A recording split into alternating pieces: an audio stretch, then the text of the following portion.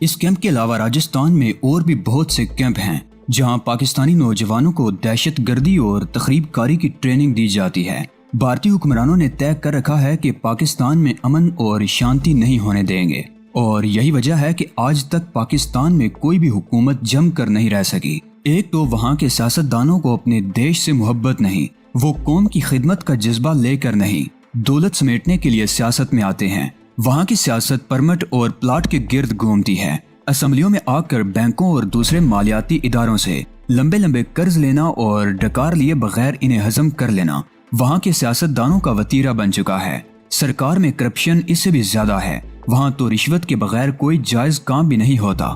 सरकार से 8-10 हजार रुपया महीना तनख्वाह पाने वाले सरकारी ऑफिसर जागीरदारों जैसी ठाठ की जिंदगी बसर करते हैं। उनसे बड़े अफसरों की तो बात ही क्या, वो तो शहंशाह हैं। आलीशान कोठियां, कीमती कारें और ठाठ बाट मामूली बात है। मामूली दर्जे के मुलाजमीन भी अपनी हैसियत से बढ़कर जिंदगी गुजार रहे हैं। सारा दबाव अवाम पर है। महंगाई की अफरियत ने आम आदमी का जीना हराम कर रखा है। बेरोजगारी भी बढ़ती जा रही है। पढ़े लिखे नौजवान या तो मंशियात या जराइम की तरफ माइल हो रहे हैं। वो चोरी, डकैती और राहज़नी की वारदातें करने पर मजबूर हैं और ऐसे ही मायूस नौजवान गैर मुल्की एजेंटों का आसानी से आलाकार बन जाते हैं। राह के एजेंट पूरे पाकिस्तान में फैले हुए हैं। उनमें खूबसूरत लड़कियां भी हैं जो ऐसे नौजवानों को तलाश करके फांसती हैं। चंद छोटी छोटी आजमाइशों के बाद जब उन एजेंटों को यकीन हो जाता है कि शिकार उनके मतलब का है तो उसके गिर्द जाल तंग कर दिया जाता है। बाज को ब्लैकमेलिंग से फांसा जाता है और बाज को हसीन औरतों, शराब और दौलत का लालच देकर शिकंजे में जकड़ दिया जाता है। ऐसे नौजवानों को सरहद पार करवा के राजस्थान पहुंचा दिया जाता है जहां पहले उनकी ब्रेन वॉशिंग की जाती है। उनके जहनों में अपने ही मुल्क के खिलाफ नफरत और तासुब का जहर भर दिया जाता है और फिर उन्हें तखरीबकारी और दहशत गर्दी की तरबियत देकर वापस भेज दिया जाता है और वो अपनों ही के लिए अजाब बन जाते हैं। कुछ अर्सा पहले भारतीय हुक्मरानों ने जम्मू और कश्मीर के हवाले से एक नई पॉलिसी इख्तियार की। पॉलिसी नहीं, घिनौनी साजिश। इसकी तफसील मैं तुम्हें बता चुकी हूँ कि किस तरह पाकिस्तानी नौजवानों को तखरीबकारी की तरबियत देकर कश्मीर भेजा जाएगा और उनकी सरगर्मियों से किस तरह कश्मीरियों के दिलों में पाकिस्तान से नफरत पैदा की जाएगी। दोनों के ताल्लुकात बिगड़ भी गए तो उनका फायदा भारत को पहुंचेगा। राजस्थान में मुख्तलिफ मकामात पर तखरीबकारी और दहशत गर्दी की तरबियत के 150 से ज्यादा कैंप हैं। कश्मीर के हवाले से नई पॉलिसी के तहत भारतीय हुक्मरानों ने इसराइली इंटेलिजेंस एजेंसी मोसाद से मदद लेने का फैसला किया। मोसाद पहले भी मुख्तलिफ मामलात में राह की मदद करती रही है। मोसाद को ऐसी तखरीबी सरगर्मियों का निस्फ सदी का तजर्बा है। तखरीबकारी, दहशत गर्दी और ऐसी ही घिनौनी साजिशों से अपना वजूद बरकरार रखा हुआ है। मोसाद के माहिरीन के मुआहदे के बाद उन्हें यहाँ बुला लिया गया। उन यहूदी माहिरीन ने राजस्थान के मुख्तलिफ कैंपों का दौरा करके 150 नौजवानों को मुंतखब किया जिन्हें लोदरवाह के इस कैंप में पहुंचा दिया गया। 6 महीने पहले इस कैंप में तरबियती प्रोग्राम शुरू हो जाना चाहिए था मगर वहाँ एक मंदिर की वजह से उस पर अमल ना हो सका। मंदिर की वजह से मैंने उलझी हुई नजरों से उसकी तरफ देखा। हाँ, सीता ने इस बात में सर हिलाया। वहाँ एक बहुत बड़ा जैन मंदिर है। उस इलाके पर सयाहों के लिए पाबंदी लगने से पहले जैन के बाज पैरोकार मंदिर की यात्रा के लिए जाते रहते थे। पाबंदी लगने के बाद जैन मंदिर कमेटी ने जयपुर हाई कोर्ट में रिट दायर कर दी। ये केस सिर्फ 5 महीने चल सका। सिक्योरिटी के नुक्ता नजर से हाई कोर्ट ने यात्रियों की आमदोरफ्त पर तो पाबंदी आयद रखी, अलबत्ता ये इजाजत दे दी कि 2 पंडित या पुजारी मंदिर की देखभाल के लिए वहाँ रह सकते हैं। वो मंदिर खंडर नगर के शुरू ही में है। उसके आसपास सिर्फ 3-4 छोटी छोटी इमारतों के खंडर हैं। उस कैंप की इंतजामिया ने एक बहुत लंबी और ऊंची दीवार खड़ी करके इस जैन मंदिर को कैंप से बिल्कुल अलग कर दिया है। मंदिर में रहने वाला कोई शख्स ये नहीं जान सकता कि इस दीवार के दूसरी तरफ क्या हो रहा है। उस कैंप तक कैसे पहुंचा जा सकता है? मैंने सीता के खामोश होने पर पूछा। जब किसी काम का इरादा कर लिया जाए तो उसके लिए कोई न कोई रास्ता निकल ही आता है। सीता ने मुस्कुराते हुए कहा, कैंप का रुख करने से पहले हमें शहर में चंद छोटे छोटे काम करने होंगे और इसके लिए जरूरी है कि पहले तुम शहर के रास्तों से मानूस हो जाओ। इस तरह तुम्हें यहाँ की कुछ तारीखी इमारतें देखने का मौका भी मिल जाएगा और मेरा ख्याल है तुम ये काम कल ही से शुरू कर दो। यानी मैं अकेला। मैं सीता की इस तजवीज पर गड़बड़ा सा गया। यहाँ तुम्हें कोई जानता तो नहीं कि तुम कौन हो। 35 लाख की आबादी में कौन तुम पर तवज्जो देगा? सीता ने कहा, मेरा बाहर निकलना फिलहाल खतरनाक होगा। کلپنا کو بھی تمہارے ساتھ نہیں بھیجا جا سکتا، البتہ درگا تمہارا ساتھ دے سکتی ہے۔ وہ خاموش ہو کر برآمدے کی طرف دیکھنے لگی۔ میں نے بھی گردن گھما کر دیکھا۔ کلپنا ٹرے اٹھائے چلی آ رہی تھی جس میں چائے کے 3 کپ تھے۔ اس کے پیچھے ہی درگا بھی تھی۔ کیا باتیں ہو رہی ہیں؟ درگا نے ایک بینچ پر بیٹھتے ہوئے پوچھا۔ مہابیر کھلی فضا میں رہنے کا عادی ہے، حویلی کی قید سے اس پر بوریت طاری ہونے لگی ہے، سیتا نے کہا۔ یہ شہر کی سیر کرنا چاہتا ہے، تمہارے ساتھ۔ میرے ساتھ؟ درگا ہنس پڑی۔ مجھے بڑی خوشی ہوگی، مگر 2-4 دن رک جاؤ۔ مہاراج کی حویلی والا معاملہ ذرا ٹھنڈا پڑ جائے، ہو سکتا ہے اس دوران مہاراج خود بھی ایک دن کے لیے یہاں آ جائیں۔ ایسا نہ ہو کہ میں تمہارے ساتھ باہر کی سیر کر رہی ہوں اور پیچھے مہاراج یا اس کا کوئی آدمی یہاں پہنچ جائے۔ ایسی صورت میں سیتا کے لیے پریشانی ہو سکتی ہے۔ ٹھیک ہے، 2-4 روز بعد ہی صحیح، میں نے کہتے ہوئے کلپنا کے ہاتھ سے چائے کا کپ لے لیا۔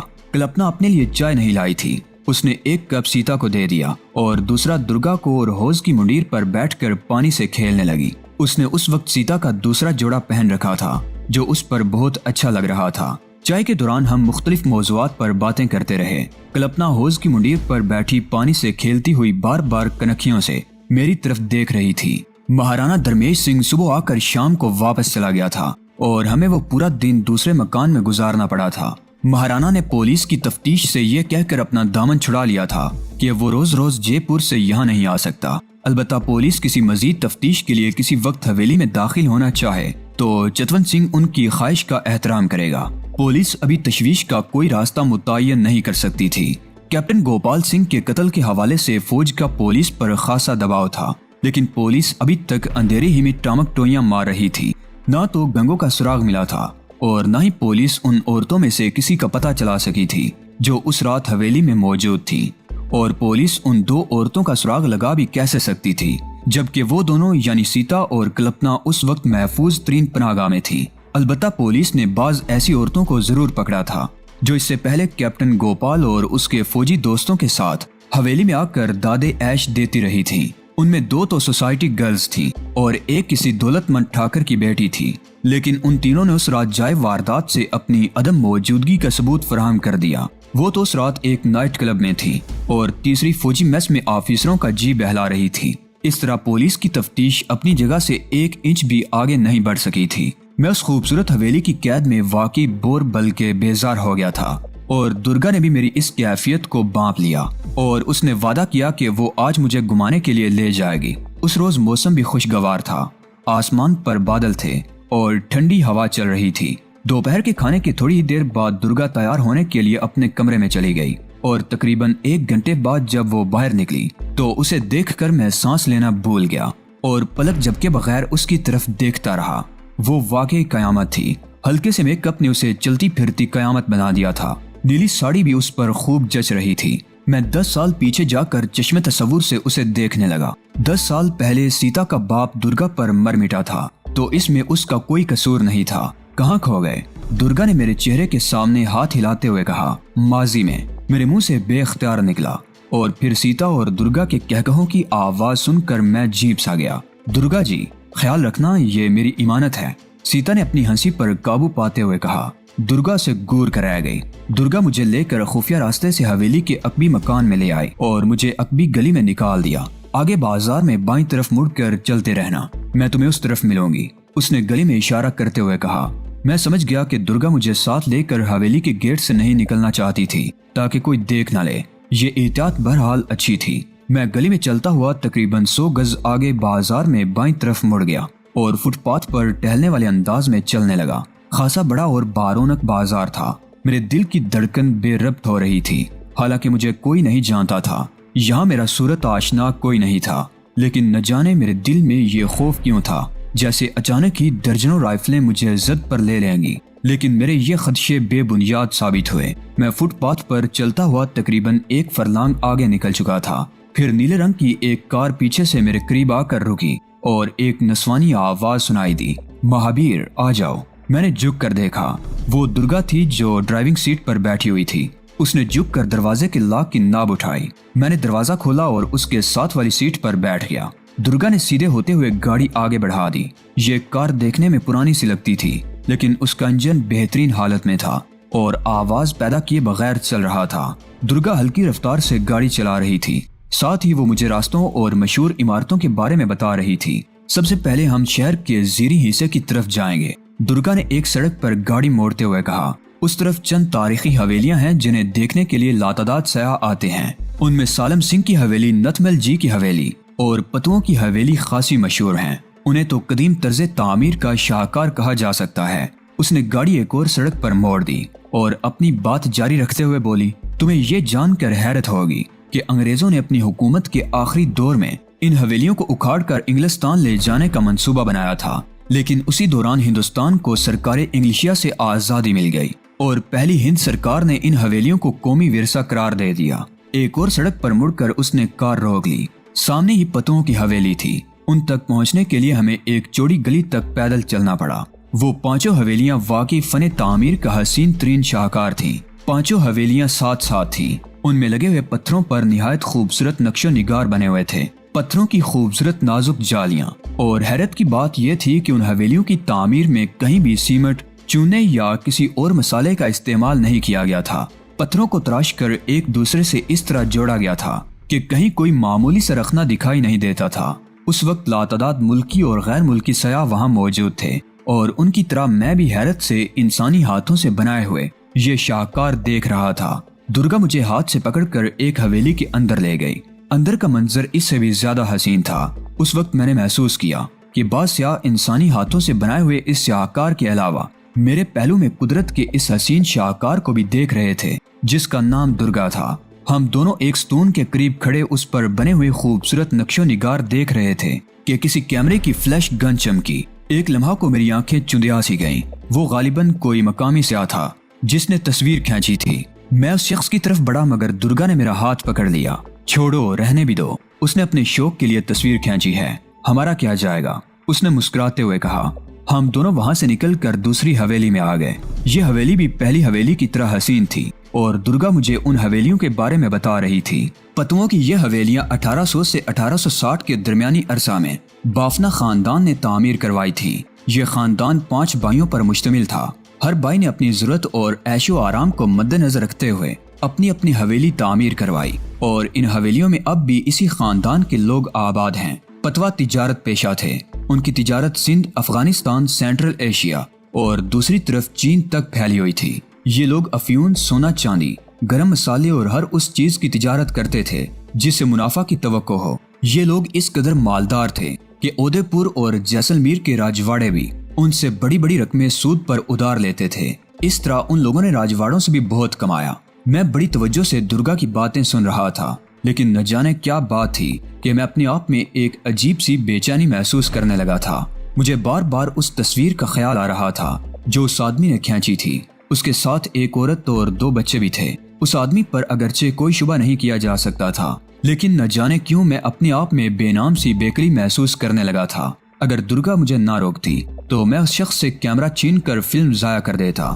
میں حویلیوں میں گھومتا ہوا اب بھی اس شخص کی تلاش میں ادھر ادھر نگاہیں دوڑا رہا تھا، مگر وہ شخص مجھے دوبارہ نظر نہیں آیا۔ ہم پتوؤں کی حویلی سے فارغ ہو کر سالم سنگھ کی حویلی میں آ گئے۔ قلعے کی پچھلی طرف واقع سالم سنگھ کی حویلی بھی اپنی ایک منفرد تاریخ رکھتی تھی۔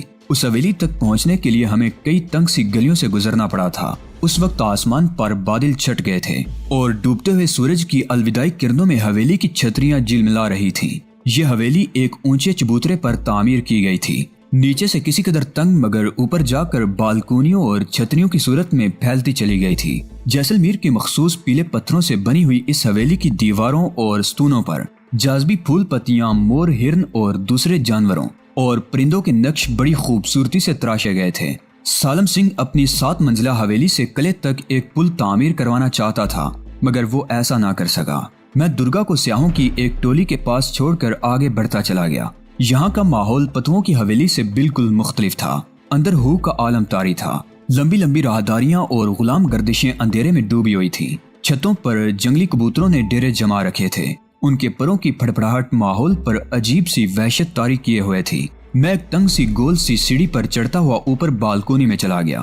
سورج ڈوب چکا تھا اور باہر بھی ملگجا اندھیرا پر پھیلا رہا تھا۔ میں نے بالکونی سے نیچے جھانکا تو حویلی کے گیٹ کے قریب 2-3 سیاح کھڑے تھے اور سامنے والی گلی سنسان پڑی تھی۔ میں واپس جانے کے لیے مڑا تو ایک کونے سے سسکیوں کی آواز سن کر چونک سا گیا۔ میں نے اس کی طرف دیکھا مگر اندھیرے میں کچھ نظر نہیں آیا۔ میں اسے اپنا واہمہ سمجھ کر آگے بڑھ گیا، لیکن سیڑھیوں کے قریب پہنچ کر میں ٹھٹک گیا۔ سسکیوں کی آواز پھر سنائی دی تھی۔ میں نے مڑ کر اس طرف دیکھا تو سینے میں سانس رکتا ہوا محسوس ہوا۔ قدیم راجستھانی لباس میں ملبوس ایک لڑکی دیوار سے ٹیک لگائے بیٹھی تھی۔ اگرچہ شام کا اندھیرا تھا مگر اس کا چہرہ صاف نظر آ رہا تھا۔ اس کی آنکھوں میں بے پناہ اداسی تھی۔ وہ ہلکی ہلکی سسکیاں بھر رہی تھی۔ میرے ذہن میں فوراً ہی خیال آیا کہ شاید وہ کوئی سیاح ہے جو اپنی فیملی کے ساتھ اس حویلی میں آئی ہوگی اور بچھڑ گئی۔ وہ اندھیرے سے ڈر کر یہاں بیٹھ کر رونے لگی تھی، یا ہو سکتا ہے وہ کوئی گائیڈ لڑکی ہو اور اس کے ساتھ بھی کچھ ایسی ہی صورتحال پیش آئی ہو۔ کیا بات ہے لڑکی، کیوں رو رہی ہو؟ میں نے اس کے قریب پہنچ کر نرم اور ہمدردانہ لہجے میں پوچھا۔ اس نے پلکوں کی باری جالر آنکھوں پر سے اٹھائی اور عجیب سی نظروں سے میری طرف دیکھا۔ کیا سب لوگ چلے گئے؟ اس کی آواز میں عجیب سا ترنم تھا۔ ہاں، سب چلے گئے، میں نے بدستور نرم لہجے میں جواب دیا۔ تم کون ہو؟ کس کے ساتھ آئی تھی؟ وہ خاموش رہی اور پلکیں جھپکے بغیر میری طرف دیکھتی رہی۔ میرا خیال ہے تم اپنی فیملی کے ساتھ آئی تھی اور ان سے بچھڑ گئی ہو، یا تم کوئی گائیڈ ہو؟ کن لوگوں کے ساتھ آئی تھی؟ میں نے پھر پوچھا۔ میں کسی کے ساتھ نہیں آئی، یہیں رہتی ہوں، لڑکی نے جواب دیا۔ اس کی نظریں میرے چہرے پر مرکوز تھیں اور اس نے پلکیں اب بھی نہیں جھپکی تھیں۔ کیا مطلب؟ میں اچھل پڑا۔ کیا تم کہنا چاہتی ہو کہ تم اسی اجاڑ اور سنسان حویلی میں رہتی ہو؟ ہاں، اس نے جواب دیا۔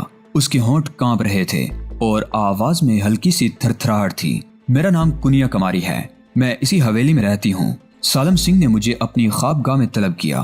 میں اس کے دروازے تک تو آ گئی، پھر خوف زدہ ہو کر بھاگ نکلی۔ میں جانتی تھی وہ میرے ساتھ کیا کرے گا۔ وہ خوبصورت لڑکیوں کو اپنی خوابگاہ میں بلاتا ہے، رات بھر ان کے شریر کو نوچتا ہے، جھنجھوڑتا ہے، اور صبح اس کی لاش ملتی ہے حویلی کی کسی ویران نکر میں۔ میں جانتی تھی وہ میرے ساتھ بھی یہی کرے گا۔ میں ڈر کر بھاگ نکلی۔ سالم سنگھ کے آدمیوں نے مجھے پکڑنے کے لیے میرا پیچھا کیا۔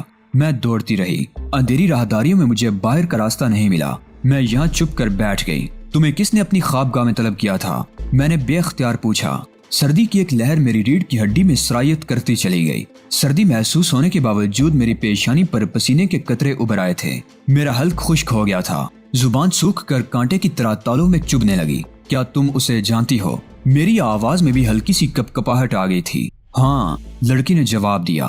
اگر جانتی نہ ہوتی تو تمہیں یہ سب کچھ کیسے بتاتی؟ وہ چند لمحوں کو خاموش ہوئی، پھر بولی۔ سالم سنگھ کے پتا دیوان سروپ سنگھ کو راجا کے ایک قریبی رشتہ دار نے قتل کر دیا تھا۔ سالم سنگھ نے راجا سے فریاد کی مگر اسے انصاف نہیں ملا۔ سالم سنگھ کے سینے میں بدلے کی آگ بھڑک اٹھی۔ اس نے سوگند اٹھائی کہ راجا کے خاندان کو برباد کر دے گا، ختم کر ڈالے گا ان سب کو۔ لیکن اس وقت وہ چھوٹا تھا اور ایسا کوئی کام نہیں کر سکتا تھا۔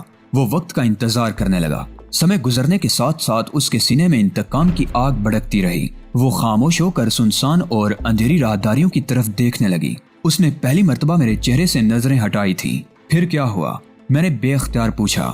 اس کی نظریں ایک بار پھر میرے چہرے پر مرکوز ہو گئیں۔ اس بار بھی اس کی پلکوں کو جنبش نہیں ہوئی تھی۔ سالم سنگھ جب جوان ہوا تو اسے اس کے باپ کی چھوڑی ہوئی جگہ پر ریاست کا دیوان مقرر کر دیا گیا۔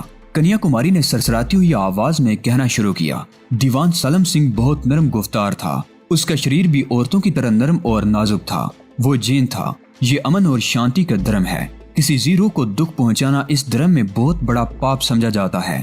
جانوروں تک نرمی اور رحم کا سلوک جین دھرم کی تعلیمات کا ایک خاص پہلو ہے۔ اس تعلیم کا ایک حصہ یہ بھی ہے کہ رات کو شمع نہ جلائی جائے تاکہ کوئی پروانہ اس میں جل کر اپنی جان نہ دے دے۔ لیکن سالم سنگھ کو دھرم سے کوئی دلچسپی نہیں تھی۔ وہ اپنے آپ کو اس کے اصولوں کا پابند نہیں سمجھتا تھا۔ وقت گزرنے کے ساتھ ساتھ اس میں بہت سی تبدیلیاں رونما ہونے لگی۔ ریاست کا دیوان یعنی وزیر اعظم ہونے کے ناطے اسے بہت سے اختیارات حاصل تھے۔ اختیارات سے فائدہ اٹھاتے ہوئے اس نے اپنے اقتدار کو مضبوط کرنا شروع کر دیا۔ اس نے بہت جلد راجہ مول راج کو بے دست و پا کر دیا اور ریاست کے سیاہ و سفید کا مالک بن بیٹھا۔ سالم سنگھ انسان سے بھیڑیا بن گیا۔ وہ بہت ظالم آدمی تھا۔ اس نے رایا کو بھی اپنے ظلم و ستم کا نشانہ بنانا شروع کر دیا۔ اپنے باپ کے قتل کا انتقام لینے کے لیے اس نے شاید ریاست کو تباہ و برباد کرنے کا فیصلہ کر لیا تھا۔ دوستو، آج کی قسط آپ کو کیسی لگی؟ کامنٹ باکس میں اپنی قیمتی رائے کا اظہار لازمی کریں۔ ویڈیو کو لائک کر کے اپنے دوستوں عزیزوں سے لازمی شیئر کریں۔ چینل کو لازمی سبسکرائب کریں۔ اگلی ویڈیو تک اجازت دیجیے۔ تب تک اپنا اور اپنے اس چینل اعلان حقیقت کا خیال رکھیے گا۔ اللہ نگہبان۔